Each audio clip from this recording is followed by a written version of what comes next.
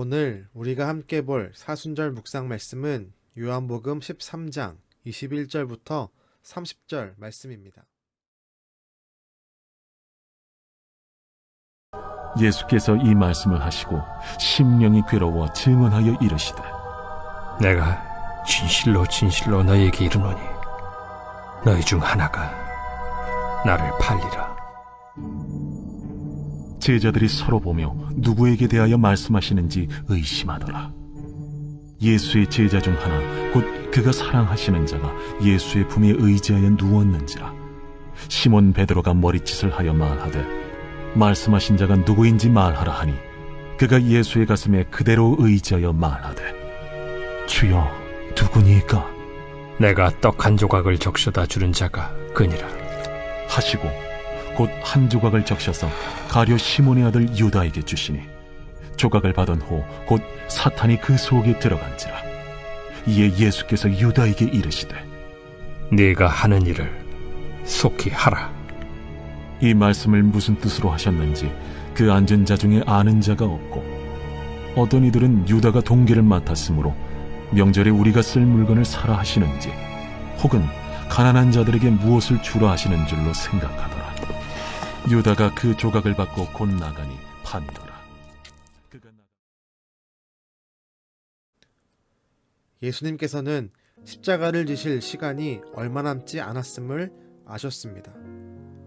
그리고 자신을 배신하는 사람이 12 제자들 중에 있음을 아셨고 슬퍼했으며 괴로워했습니다. 예수님은 자신을 배반하여 팔 자가 그 가운데 있음을 제자들에게 말합니다.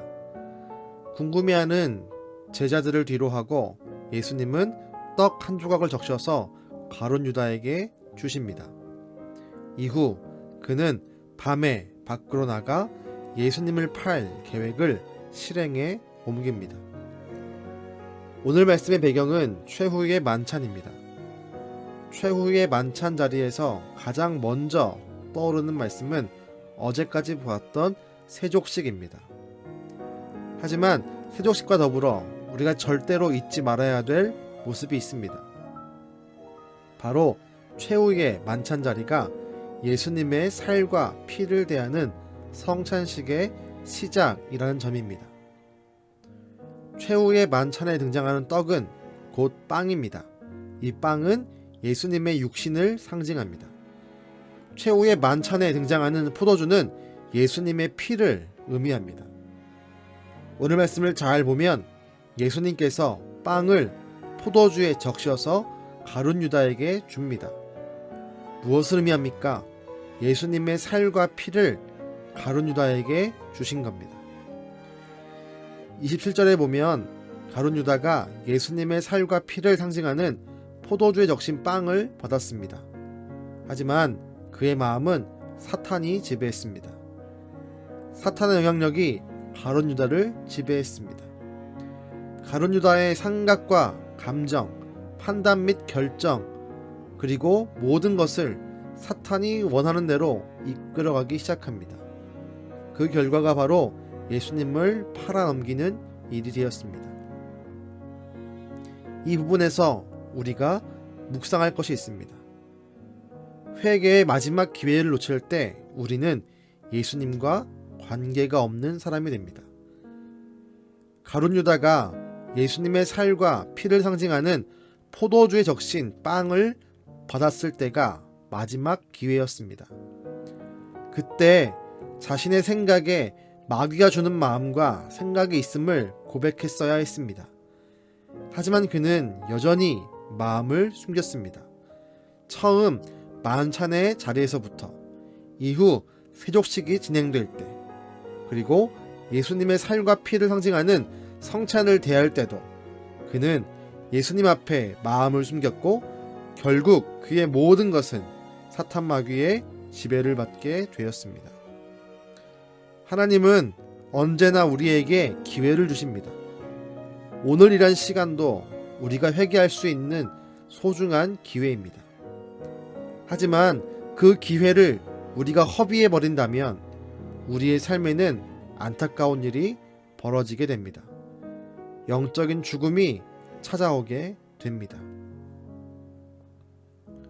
우리가 굳은 마음과 굳은 생각으로 예수님이 주시는 회복의 기회를 놓친다면 우리의 모든 것은 사탄 마귀의 도구로 전락하게 될 것입니다. 우리가 가룟 유다와 같이 사탄 마귀의 도구로 전락하지 않기 위해선 어떻게 해야 합니까? 늘상 듣는 말이지만 깨어 있어야 하며 영적인 경각심을 가져야 합니다. 고린도전서 10장 12절은 우리에게 이렇게 경고합니다. 그런즉 선줄로 생각하는 자는 넘어질까 조심하라. 우리가 예배를 드린다고, 찬양을 열심히 하는 사람이라고, 말씀을 매일 보는 사람이라고 안심하면 안 됩니다. 우리가 직분자라고, 주의 종이라고 방심하면 절대로 안 됩니다. 가룟 유다는 예수님을 직접 보고 직접 가르침을 받은 제자였습니다. 하지만 사탄은 그 제자 가룟 유다조차도 자신의 하수인으로 삼을 정도로 강력한 존재입니다. 우리는 언제나 예수 그리스도 안에 있어야 합니다. 방심하지 말아야 합니다. 방심하여서 내가 보지 말아야 할 것을 보거나 내가 가지 말아야 할 곳을 가면 안 됩니다. 우리가 방심해서 있어야 할 믿음의 자리를 이탈하는 순간 공중 권세 잡은 마귀는 우리 마음에 파고들 것입니다. 다윗을 기억해 보십시다. 그의 믿음은 탁월했고 순결합니다. 하지만 한순간의 방심이 그를 밧세바를 범하는 죄를 짓는 타락으로 내몰았습니다.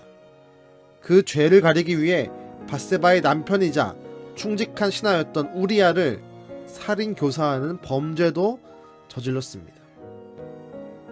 우리 함께 영적으로 깨어 있읍시다. 더욱 예배합시다. 더욱 말씀을 가까이 합시다. 서로를 믿음으로 격려합시다. 서로를 위해 함께 중보하며 기도합시다. 우리 함께 믿음의 길을 끝까지 완주하여 가룟 유다처럼 어둠으로 사라지는 제자가 아닌 빛 대신 예수님을 따라가는 믿음의 제자가 됩시다. 기도하겠습니다. 하나님, 오늘 하루의 삶도 주님이 우리 가운데 주시는 회개의 기회인 줄로 믿습니다. 주님, 우리가 하루하루를 소중히 여길 수 있게 하시고 무엇보다 방심하지 않고 믿음의 길을 걸어갈 수 있는 주 앞에 선택된 제자의 삶을 살게 하여 주시옵소서. 우리가 가룟 유다와 같이 어둠으로 사라지지 않게 하시고 마지막까지 주의 자녀로서 빛 대신 예수님을 따라갈 수 있는 위대한 믿음과 또한 경각심을 우리 가운데 부어 주시옵소서. 우리를 인도하시며 마지막까지 우리를 붙드시는 예수님의 이름으로 기도드렸습니다. 아멘.